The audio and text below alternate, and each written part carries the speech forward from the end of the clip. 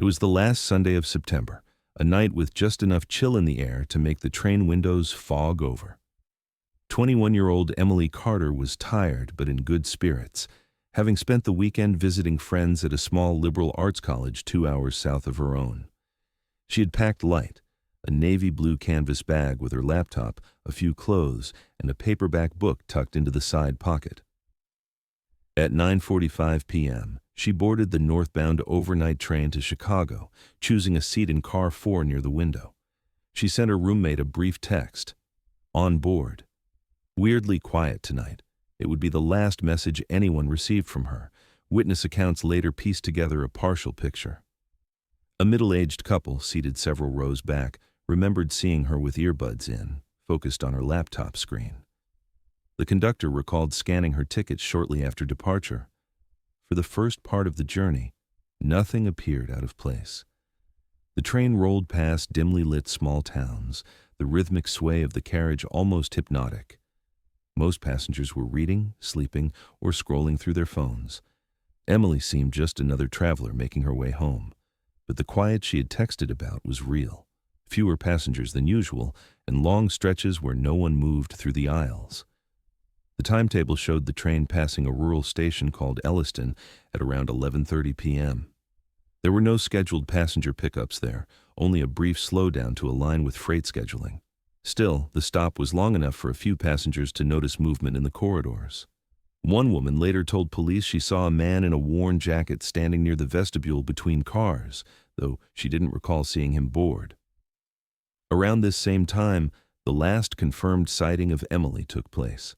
A passenger across the aisle, half asleep, remembered glancing over and seeing her close her laptop, fold her hands on top of it, and stare out into the darkness beyond the glass. After that moment, no one remembered seeing her again. By morning, when the train pulled into Chicago Union Station, her seat in car 4 was empty. Her canvas bag sat upright beside it, zipped, the paperback still visible in the side pocket. On the floor beneath, her shoes remained where she had slipped them off during the night. The conductor, doing a final sweep, assumed she had disembarked at one of the smaller stops along the route. But when the train manifest was reviewed, no record showed her leaving. There was no scan at any station after boarding, no confirmed sighting outside the train. At first, the local police treated the report as low priority. Emily was a college student, legally an adult, and had no known history of medical issues or mental health struggles. The suggestion that she might have decided to take off was floated early, but that theory collapsed quickly. When officers inspected her seat, they found her wallet, student ID, and phone wedged between the cushion and the wall. The phone's last outgoing message was the one sent to her roommate just after boarding. Battery life had run out before dawn. Her parents, Mark and Linda Carter, were contacted mid-morning. They drove the 3 hours to the Chicago precinct in a state of disbelief, insisting their daughter would never disappear without telling someone. Friends confirmed she had been preparing for midterms, had a part-time campus job lined up for the week, and had made plans for the upcoming weekend. There was no indication of financial trouble, substance issues, or any conflict that might explain a voluntary disappearance. The investigation's first challenge was the train's own design. Moving between cars in the night was technically possible but dangerous, especially while in motion. The only exits were at station stops, and none had reported an unaccompanied young woman matching Emily's description. A search of the route was discussed, but without a clear incident point, authorities didn't know where to begin. In the early hours of the inquiry, it remained a puzzle that seemed to have unfolded in plain sight. Dozens of passengers, multiple crew members, and a confined environment, yet no one could say where Emily Carter had gone. Somewhere between the glow of small-town platforms and the long black stretches of track, she had simply vanished. What remained was a bag of untouched belongings, a dead phone, and a question no one could answer. How does someone disappear from a moving train without anyone noticing? In the days after Emily Carter's disappearance, investigators began the slow work of retracing every mile of the train's journey that night. The northbound route from the small college town to Chicago was familiar to commuters, miles of flat farmland interrupted by pockets of woods, old grain silos and stretches of track that ran past silent industrial yards. There were scheduled stops at 3 rural stations, each equipped with at least one security camera, but also brief freight alignments at sidings where no passengers were meant to board or leave. These unscheduled slowdowns were never publicized, existing only in railway operations logs. Detectives requested footage from every station along the route between Emily's last confirmed sighting and Chicago. Hours of grainy security clips showed passengers stepping off to smoke, stretching their legs on platforms and boarding in small clusters. But in all of it, Emily never appeared. She wasn't seen stepping off, wasn't caught moving toward an exit, and wasn't recorded in any waiting area. The absence of her image on those cameras was almost as chilling as the disappearance itself. It suggested she had left the train somewhere entirely unmonitored, or had been prevented from leaving at all. Witness statements began to paint a more unsettling picture of the hours between 11:30 p.m. and 12:15 a.m. 2 passengers, seated toward the rear of car 5, recalled seeing a man lingering near the storage car door. His clothing was unremarkable, a faded jacket, dark pants, but his behavior drew their attention. He stood for long periods without moving, as if listening, and seemed to glance down the corridor repeatedly. Neither passenger saw him board, and neither noticed him after the train passed Elliston, the rural siding where Emily was last seen awake. Another witness, a young woman traveling alone, told investigators she heard what sounded like an argument in the corridor just after midnight. The voices were low, urgent, and she thought she heard the word "stop" before the noise abruptly ceased. She didn't open her door to look, telling police later she assumed it was a private dispute she shouldn't get involved in. When detectives interviewed the train crew, they were met with polite but guarded responses. The conductor on duty swore nothing unusual had occurred and that all safety checks had been performed as scheduled. A sleeping car attendant said she never saw Emily at all. The maintenance porter admitted he had been called to check a loose latch on a storage container during the night, but insisted it was routine. Yet their accounts didn't fully align. In the conductor's version, no one had been near the storage car except authorized staff. In the porter's, there had been at least one moment when the door to that section was unsecured. By the 3rd day, the investigative timeline had narrowed to a razor's edge. Between Emily's last confirmed sighting near Elliston and the train's arrival at its next major stop in Ashford, there was a window of just 42 minutes. In that space of time, she had either willingly walked away from her seat and encountered something or someone that kept her from returning, or she had been moved against her will. Theories began to form among the detectives. If she had disembarked at an unrecorded siding, someone would have needed to know precisely when the train would slow down, and that level of knowledge suggested either an experienced trespasser or someone with inside access to railway schedules. The physical search for Emily shifted outward, focusing on rural access points along those 42 minutes of track. Deputies on ATVs swept gravel sidings and weed-choked service roads, finding nothing but discarded bottles and broken pallets. Railway investigators combed the train again, but by then it had completed multiple journeys since that night, and any trace evidence was likely gone. The most haunting part for the lead detective wasn't just that a young woman had vanished. It was that the train itself, a sealed, moving vessel in the dark, should have made it nearly impossible. Yet somewhere in that narrow stretch of time and track, Emily Carter had slipped beyond sight, leaving behind only silence in a seat that no one would sit in again. Mark and Linda Carter arrived at the Chicago rail yard just after noon, led through the depot by a detective who seemed reluctant to speak. When they were finally shown to car 4, the sight that met them was almost more unsettling than an empty space. Their daughter's seat looked as though she had simply stepped away for a moment. Her navy canvas bag sat upright in the aisle seat, zippers closed, the paperback still jutting from the pocket. Her laptop was tucked neatly into its sleeve, placed atop the tray table as if she had just finished typing. On the floor beneath, her shoes sat side by side, toes pointed toward the seat. Nothing about the scene suggested haste, panic, or even casual carelessness. When the forensics team examined the laptop, they found an unfinished essay document open, time-stamped at 12:03 a.m. The file had been saved and the laptop closed normally, without signs of forced shutdown or damage.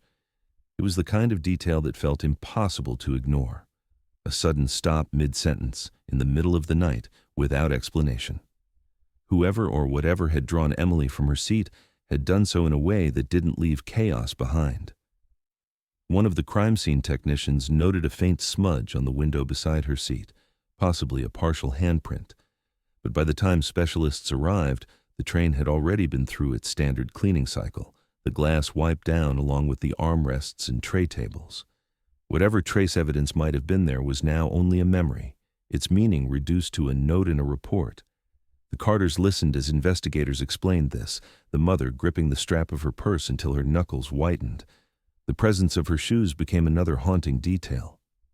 Emily was not the type to walk through the train barefoot, especially at night. Detectives began to consider the likelihood that she had been coaxed or compelled to leave without time or permission to gather herself. That possibility shifted the tone of the investigation from a missing persons case to something potentially criminal. Someone on that train, they now believed, might know exactly what happened. Passenger manifests were pulled for cross-reference. Most ticket purchases were linked to identifiable names and payment methods, but one stood out: a single fare for Car 5 bought in cash at a small-town kiosk using a prepaid card that had no registered owner. No one from the crew could confidently recall the person who sat in that seat, and records showed the ticket holder had not checked in with conductors after boarding. Surveillance from the departure station was inconclusive. The camera nearest the boarding door had been malfunctioning, capturing only distorted shapes. Investigators began tracking down each passenger. From that night, a process slowed by travel schedules, unresponsive contacts, and the sheer number of people who had no memory of seeing Emily at all. But the gap in the manifest loomed large: an unidentified traveler in close proximity to the storage car and corridor where other witnesses had reported strange activity.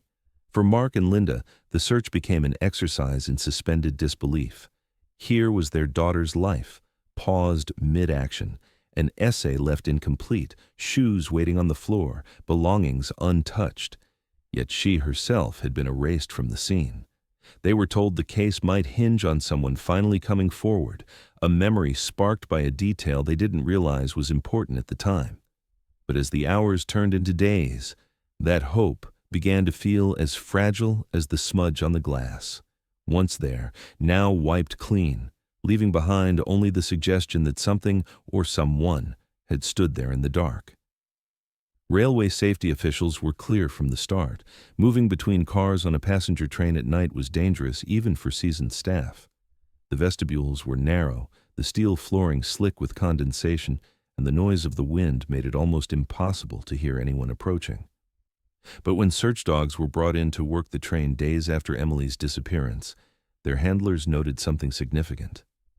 The animals caught a faint scent near her seat and tracked it down the aisle toward the vestibule that connected cars 4 and 5. The trail weakened beyond that point, but the direction was unmistakable. At some point that night, Emily had likely moved, or been moved, toward the very section of the train few passengers ever had reason to visit. Investigators began piecing together statements from the crew. One of the porters, a man who had worked the route for years, recalled hearing a metallic bang sometime after midnight. He had assumed it was cargo shifting in the storage area and didn't think much of it. In his mind, the storage car was a sealed, controlled space. Nothing in there should have been disturbed. But the more detectives asked, the less certainty there seemed to be about the security of that compartment. When questioned separately, another crew member, a junior attendant, admitted that the storage car door had been unlocked for a short period during the night. He said it was part of a maintenance check after a reported loose latch on a freight container. The explanation was plausible, but it conflicted directly with the statement from the senior conductor, who had insisted the door remained locked from departure to arrival. The inconsistency was troubling. If the car had been open, even briefly, it would have given someone the opportunity to access it without being seen by passengers in the main aisles. For the detectives, the scenario began to take shape in grim possibilities. If Emily had been lured into the vestibule under the pretense of helping with something, or perhaps by someone she thought she recognized, the rest of the train might never have noticed her absence until morning. In that cramped space between cars, with only the wind and the rattle of the couplings for cover, a confrontation could have occurred unseen. The questions became whether she had been taken into the storage car willingly, coerced, or forced. The idea that she might have been drawn there by someone with authority, someone wearing a uniform or speaking with the confidence of staff, could explain why she left her belongings and shoes behind without hesitation. The deeper the investigators dug, the more the possibility of an inside job took root. An employee would have known which sections of the train were out of view from cameras, where sound was drowned out by machinery, and how to time movements between station stops.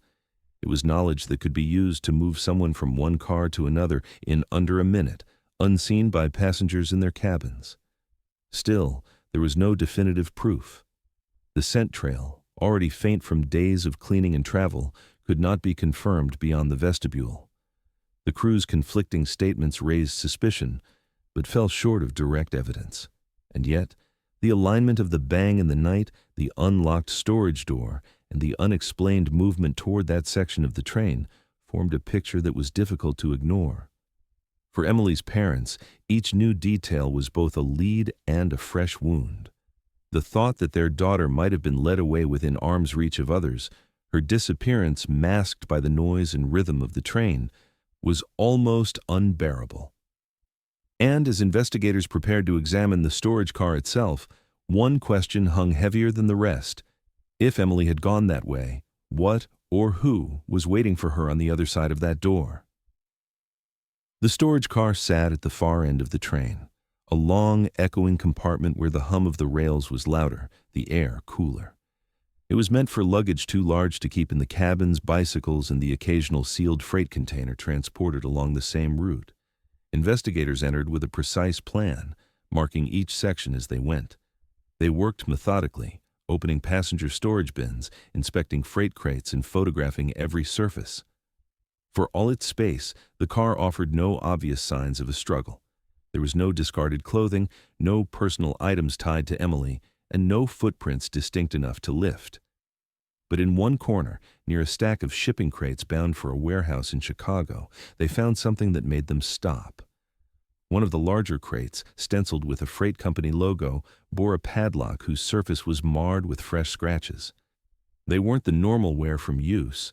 These were jagged, angled marks, as if someone had tried to force the lock open or close it in a hurry. When the container was unsealed, the contents appeared ordinary at first: a folded tarp, rope coiled neatly, and a box of spare train parts. Yet the tarp carried a dark, irregular stain. Forensics could not immediately determine whether it was oil, rust, or something more troubling. Samples were taken, but the lab results would take weeks. The search team turned, their attention to the car's only access points: two heavy doors leading to the adjoining cars and one side door used for loading at freight stops. Any of these could have been used to bring someone inside, but without surveillance, it was impossible to know. When detectives requested security footage from the storage car entrance for the night Emily disappeared, the railway company reported it was unavailable. A system error had corrupted the files, leaving a blank span covering the critical hours between Elliston and Ashford. To the Carters, this explanation felt hollow. Too many pieces were slipping conveniently out of reach. First the smudge on the glass, now the missing footage. The family's frustration began turning into open suspicion. They wondered if the railway had something to hide, whether to protect their own staff or to avoid the fallout of admitting a security breach that left a passenger vulnerable. Their calls for transparency became louder, and media outlets began to take interest in the inconsistencies. For the detectives, the lack of footage meant a crucial hole in their timeline. Without it, they could not confirm who accessed the storage car that night or for how long. Witness accounts placed an unidentified man near the entrance, but without visual evidence, it remained hearsay. Requests to conduct a second, more invasive search of the car met resistance from the railway's legal team. The company's lawyers argued that prolonged disruption would interfere with scheduled freight operations, framing the investigation as an operational inconvenience. The investigators were left to weigh their options, push harder against corporate resistance, and risk losing cooperation entirely, or work within the limited access they had and hope another lead surfaced. Every hour spent negotiating meant more time since Emily had last been seen, more distance between the trail and whatever truth lay at its end. The storage car, with its scratched lock and stained tarp, was now both a potential crime scene and a dead end. And yet, the sense lingered that somewhere inside its dimly lit walls, a piece of the puzzle had already been seen, touched, and quietly removed before anyone knew to look for it. It was during the re-interviews with off-duty train workers that a small but crucial gap began to emerge in the timeline.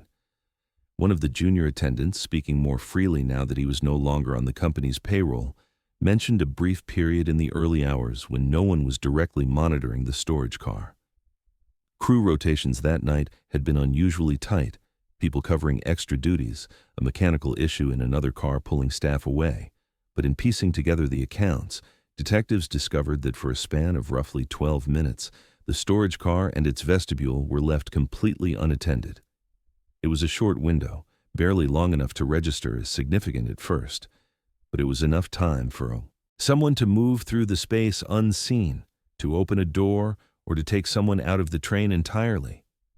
The details became even more troubling when a retired conductor, brought in to advise on railway procedure, studied the official route logs. He noticed something the others had overlooked. The 12-minute gap coincided with a section of track where the trains slowed far more than usual, crawling past an old industrial siding on the outskirts of a town called Brantford. The siding was no longer in use for regular freight, but had maintained a stretch of level track and a service road running alongside it. In theory, it could be accessed by anyone who knew it existed. Yet, this slowdown was not listed in the official logs for that night. No mechanical issues had been recorded, no freight schedules cited as the cause. When local police accompanied detectives to the site, they found the remnants of a place long forgotten. Rusted rails leading to boarded warehouses, piles of weathered pallets stacked against chain-link fencing. The gravel between the rails showed recent disturbance, and in several spots, faint impressions that could have been boot prints were visible. They appeared to lead toward the tree line beyond the siding, but a steady rain over the past 2 nights had blurred their shape, washing away any chance of casting them or extracting a pattern. The absence of detail left them in the frustrating category of possible but inconclusive evidence. With no clear answer, investigators were forced to entertain parallel theories. One was that Emily had been taken from the train during the slowdown by someone waiting off train, a person who knew exactly when and where the unscheduled pause would occur. This theory relied on the assumption of premeditation and possible coordination with someone on board. The other was darker in a different way, that Emily herself had moved toward the siding to escape an immediate threat inside the train, stepping into the night to avoid being cornered. In that scenario, her disappearance might have been the result of disorientation, injury, or an encounter she could not have anticipated once she was off the train. Both possibilities shared one unshakable problem: the precision required. The siding was not a public location. It was invisible to most passengers and unmarked on schedules. For Emily to have left the train there, voluntarily or not, someone involved would have needed to know that track intimately. That knowledge could have come from a former employee, a local with a reason to watch the train, or a crew member whose routine gave them freedom to move unnoticed. For the Carters, hearing about the siding was a new kind of torment. It placed a real-world location into their daughter's story, a place they could visit, stand on, and imagine the last moments she might have spent there. They walked the length of the siding with police, searching the ground as if they might spot something. Everyone else had missed: a scrap of clothing, a dropped earring, anything to prove she had been there. They found nothing. The investigation returned to the train, but the 12 minutes hung over it like an unspoken accusation. It was just enough time for Emily to vanish, just enough time for the train to slow, for a door to open, for footsteps to hit gravel and disappear into the dark. And in the absence of hard evidence, it was also just enough time for every theory, every suspicion, to remain alive. From the fragments of witness statements, detectives began to form a picture, vague at first, then sharpened into something more tangible. Two passengers seated separately described a man in his 30s wearing a faded work jacket, his face lean, hair short but unkempt. They remembered him moving purposefully down the aisle toward the storage car just after midnight, his gaze fixed straight ahead. Neither recalled seeing him in their car earlier in the night, and neither could place him in a seat. His presence felt out of place, as if he were somewhere he didn't belong. When investigators cross-checked passenger manifests against ticket scans, his name, or any name matching that description, wasn't there. Every ticket on the train that night had been accounted for, except for the one bought with an untraceable prepaid card in car 5, and even that had a seat assignment far from where witnesses claimed to see him. The absence of a recorded boarding suggested something more troubling, that he may not have boarded through the main passenger doors at all. Detectives considered the possibility that he had entered at one of the unscheduled rural freight stops, slipping on board where security was minimal and only cargo was meant to be loaded. The search into his identity took a sharp turn when a retired crew member, shown the preliminary sketch, remarked on its resemblance to a former rail employee. This man had been dismissed 2 years earlier after repeated disciplinary issues, including allegations of entering restricted train compartments without authorization. His employment record painted a picture of someone with both the knowledge and the access to exploit gaps in security. But when investigators traced his last known address, they found an empty apartment. The landlord claimed he'd moved out months earlier, leaving no forwarding information. The trail ended there, without a phone number, active bank account, or known relatives willing to speak. The investigation began to slow under the weight of dead ends. Without a name to confirm, the composite sketch was only a face with no anchor, circulated internally among law enforcement but with little traction in the public sphere. Media coverage of the case was still active, but tips had dwindled. The Carters were left to watch as their daughter's case teetered on the edge of becoming another unsolved file in a cabinet no one looked at unless pressed. Then, days later, the Lazio momentum shifted, not from a suspect sighting, but from a routine detail no one expected to matter. A member of the maintenance crew, assigned to deep clean the train after its return from multiple trips, contacted detectives. He reported finding something unusual during his work in the storage car. A compartment few passengers ever saw, tucked behind a utility panel, had been wedged shut. Inside was an object that didn't belong there, something small but potentially significant. It wasn't evidence that could solve the case outright, at least not yet. But it was something that hadn't been there during the initial searches, raising an unsettling possibility. Whatever had happened to Emily, pieces of it were still being hidden in plain sight, moving up and down the rail lines as if part of the train's own shadow. It was exactly 7 days after Emily Carter vanished when the call came in from the rail yard. A maintenance worker, assigned to a deep clean of the train before it went back into service, had been going through the storage car when he noticed something odd. One of the narrow utility compartments built into the wall, a space usually reserved for tools and emergency equipment, was wedged shut. At first, he thought it was just jammed from disuse, but when he forced it open, the air inside was stale and faintly chemical. Stuffed deep inside was a dark green canvas duffel bag, its fabric creased as if it had been crammed into the space in a hurry. When detectives arrived, they opened the bag on a clean tarp, documenting every item inside. The first thing they saw were women's clothes, 2 t-shirts, a pair of jeans, and a light sweater, neatly folded, almost deliberately arranged. Beneath them was a single sneaker, scuffed but intact. And at the bottom, tucked into the pocket of the sweater, was Emily Carter's student ID card. The photograph on the plastic was slightly worn, as if it had been handled often. Her name, in block print, left no doubt whose bag this was. The bag itself showed something stranger. The zipper was broken, not pulled apart in the usual way, but bent inward, as though it had been forced shut from inside. The metal teeth were warped, and the pull tab was missing entirely. It was the kind of damage investigators usually saw when someone tried to push their way out of a confined space.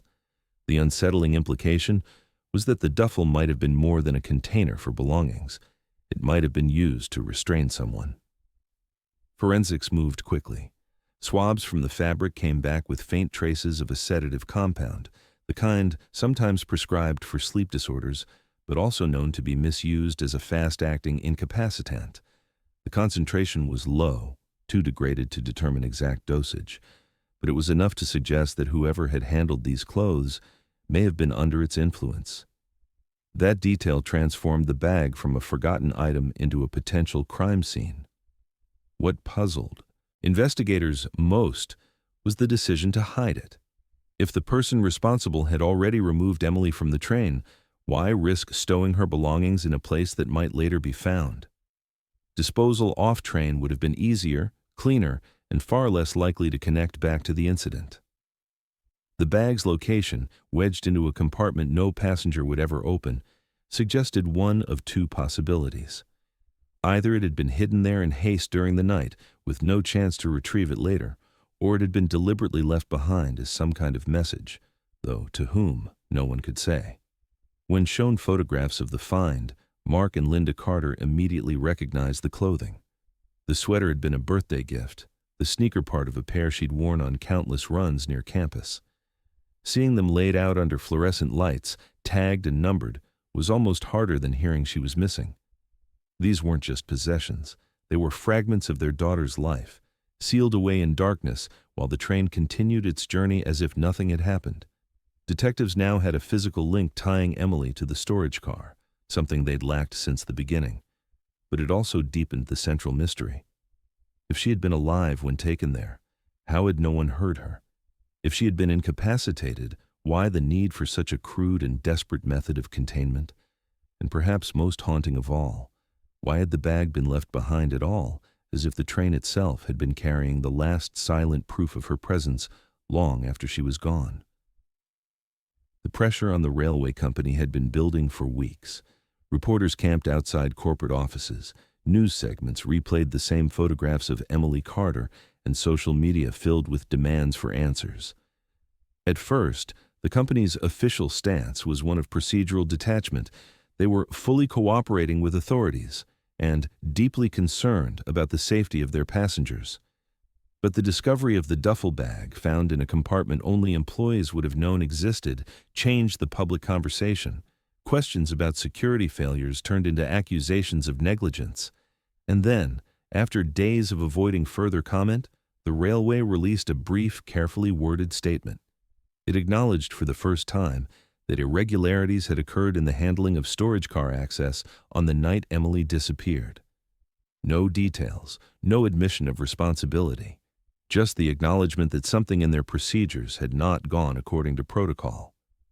The statement was meant to calm the storm, but for Emily's family, it was infuriating. It confirmed what they had suspected all along, without giving them anything concrete to hold on to. What came next didn't come from the company itself, but from inside it. Two separate whistleblowers, both current employees who insisted on anonymity, contacted investigators. They claimed that, months before Emily's disappearance, internal security had flagged an incident involving the same storage car compartment where her duffel had been found. In that earlier case, surveillance had detected unauthorized access during an overnight run. The incident had been logged and forwarded to management, but according to the whistleblowers, the report was quietly buried. No follow-up investigation, no disciplinary action.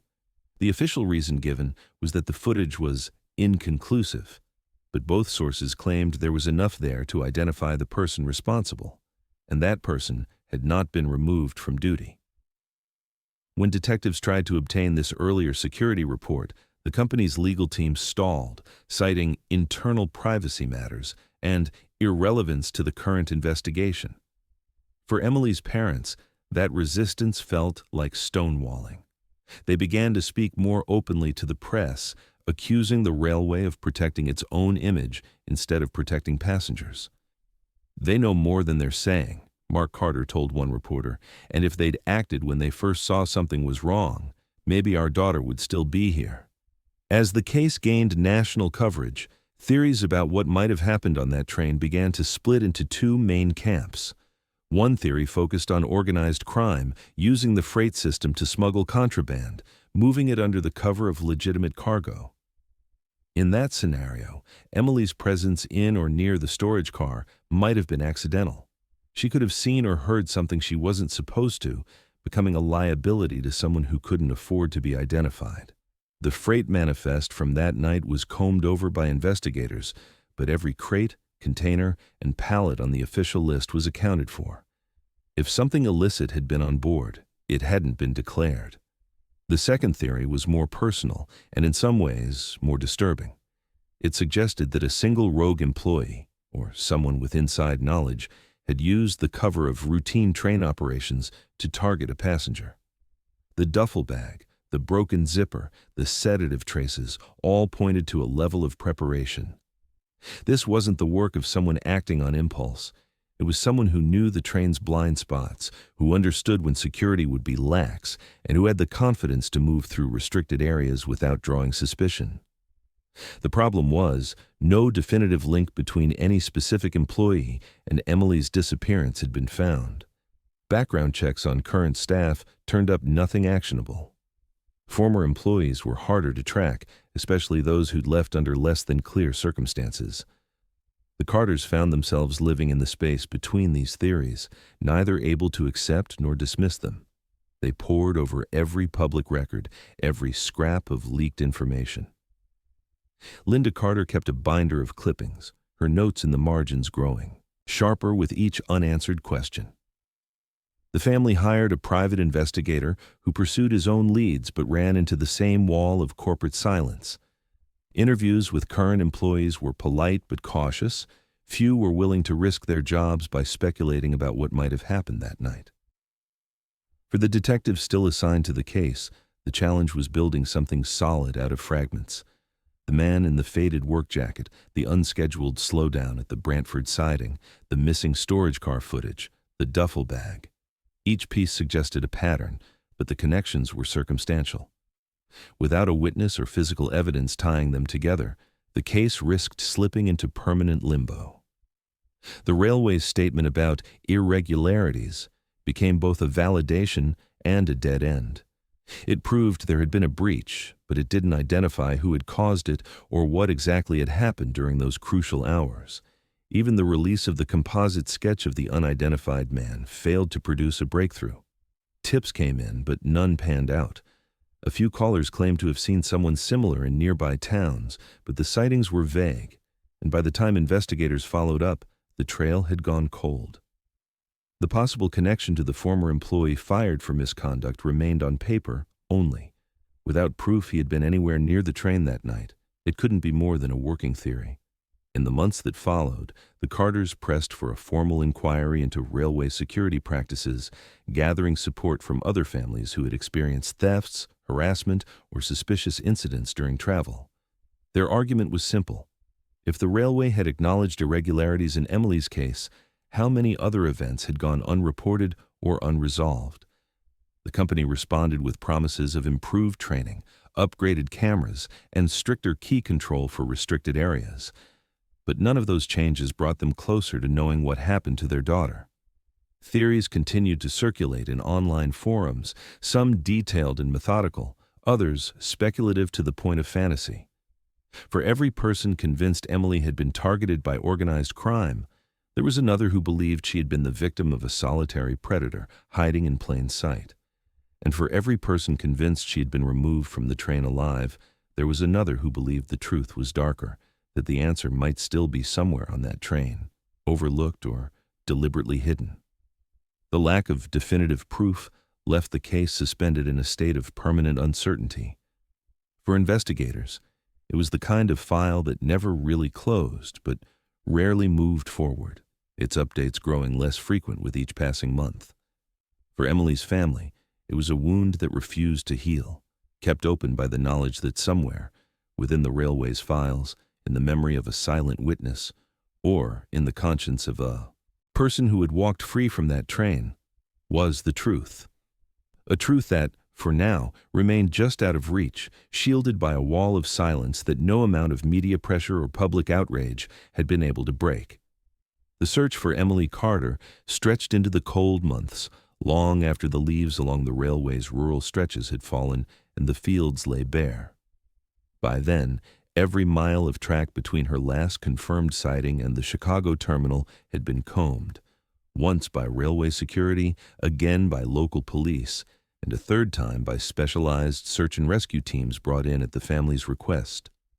They walked the ballast and gravel shoulders, swept the ditches, probed embankments, and sent divers into rivers and creeks that crossed under the tracks. Each time, they came back with nothing but the sound of freight echoing in the distance. Industrial sidings along the route were inspected as well, including the old Brantford spur where the train had inexplicably slowed. The warehouses there were long abandoned, their corrugated siding peeled back in places, allowing wind and rain to sweep through. Dust-covered pallets and rusted equipment littered the interiors, but no trace of Emily was ever found. Dogs brought to the site alerted faintly in a few spots, but the scent dissipated too quickly to be useful. Investigators were forced to admit that if she had been brought there, the evidence was either gone or never left behind in the first place. Weeks turned into months, and the investigation's scope shifted from the possibility of finding Emily alive to the grim acceptance that they might be searching for remains. Cadaver dogs were deployed in wooded areas near the tracks, and sonar scans of slow-moving river bends were conducted. Even stretches of culvert and drainage pipe were examined. Still, nothing surfaced, not a fragment of clothing, not a shoe, not a single definitive clue beyond the duffel bag found in the storage car. That bag, sealed in evidence, became the case's most tangible link to her final hours. It sat in a secure police locker, its zipper still bent inward, the faint chemical trace still logged in forensic reports. Detectives, speaking more candidly as time passed, admitted their belief that Emily had likely been removed from the train before dawn on the night she disappeared. The lack of sightings at any passenger stations suggested she never walked off under her own power, and the window of time between her last confirmed presence and the train's arrival in Chicago left only a handful of points where such a removal could have been carried out without detection. Yet every one of those points had its own problems. No confirmed witnesses, no camera angles, and no physical evidence connecting them to her. The method remained a mystery. Did she leave through the side-loading door of the storage car at a siding stop, handed over to someone waiting in the dark? Was she carried, hidden among freight or luggage, offloaded in seconds by someone who knew exactly how long the train would pause? Or was she concealed somewhere on board until the train reached a larger yard where anonymity was easier to maintain? Each scenario required precision and knowledge. Each pointed back to the same unanswered question: who had the capability to make that happen? The motive was even murkier. If this was an opportunistic crime, why the elaborate concealment of her belongings in a hidden compartment? If it was targeted, what in Emily's life could have led her into the path of someone with both access and intent? Background checks into her personal and academic life revealed nothing. No disputes, no debts, no secret relationships. Friends and professors described her as focused, cautious, and unremarkable in the kind of way that usually kept people safe. The theories spiraled from human trafficking to revenge, from mistaken identity to a random act committed by someone she crossed paths with for the first and last time that night. Her family clung to the investigation's few fixed points. They visited the rail yard where her train had been processed, standing on the platform near where Car 4 had rested after arrival. They sat in a seat identical to hers, trying to imagine her last moments, closing her laptop, looking out into the dark, perhaps hearing something that made her stand. They visited the siding at Brantford, the gravel crunching under their shoes, the wind rattling the empty warehouses. Mark Carter said later that those visits were like walking in circles. Each brought them closer to the physical space where she might have been, but never closer to understanding what had happened. Over time, the railway company moved to quietly implement new policies. Access to storage cars was restricted to a smaller pool of employees, each entry logged with timestamps and badge scans. Utility compartments like the one where Emily's duffel had been found were fitted with new locks. Security cameras were upgraded, and certain rural sidings were removed from the operational schedule entirely. These changes were never announced publicly as a direct response to Emily's case, but employees acknowledged privately that the timing was no coincidence. For investigators, the redesign of storage car access was a double-edged reminder. It meant the company had recognized vulnerabilities in their system, vulnerabilities someone could have exploited the night Emily vanished, but it also meant that any similar opportunity for evidence to present itself was now gone. Whatever had happened on that train had happened under a set of conditions that no longer existed, making it even harder to replicate the scene or catch the person responsible. As winter turned to spring, media coverage of the case began to fade. Other stories took the headlines, and the train route resumed its quiet rhythm.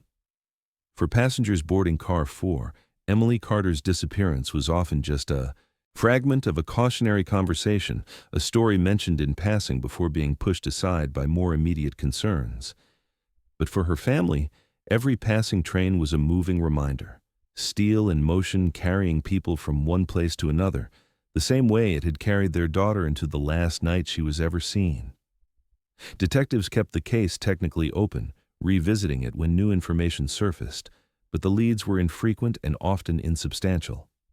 A man matching the composite sketch of the work jacket passenger was reported in another state, but it proved to be a case of mistaken identity.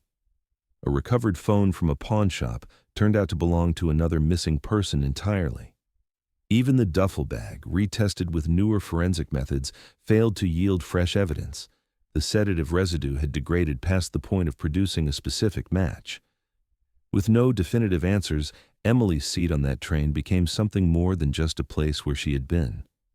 It became a symbol of how a life can end mid-route without explanation, leaving only the gap between what is known and what is missing.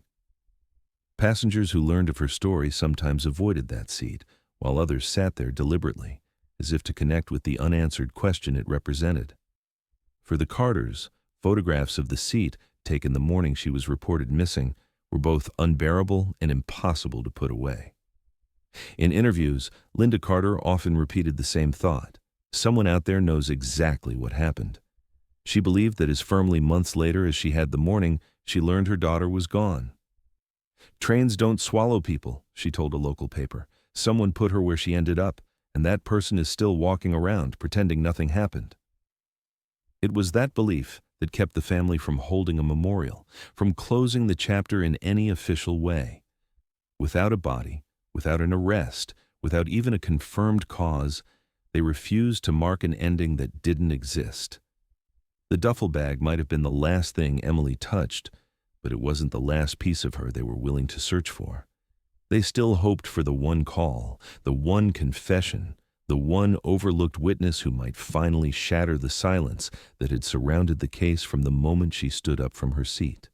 Until that happens, the story of Emily Carter remains what it has been from the start.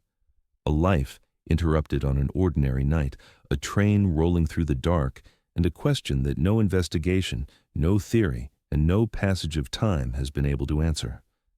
Somewhere along those rails, between the glow of one station and the shadow of the next, she vanished. And somewhere, someone still knows how.